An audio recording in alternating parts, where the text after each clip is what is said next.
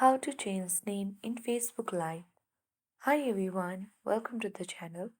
This is Rose from Create Login and Delete. Without further ado, let's dive right into the video. Launch Facebook Lite app on your device. Log in to your account. Tap three-line menu icon at top right corner of the screen. Scroll to the bottom and then select Setting and Privacy option.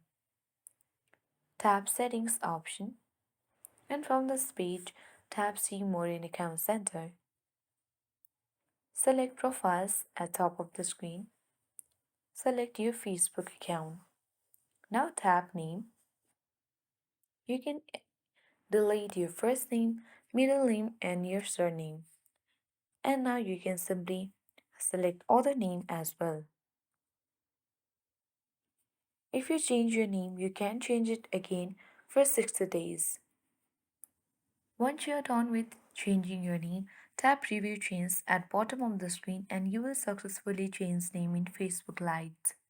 I hope this guide was helpful. If it was, then do like, share, comment, and don't forget to subscribe.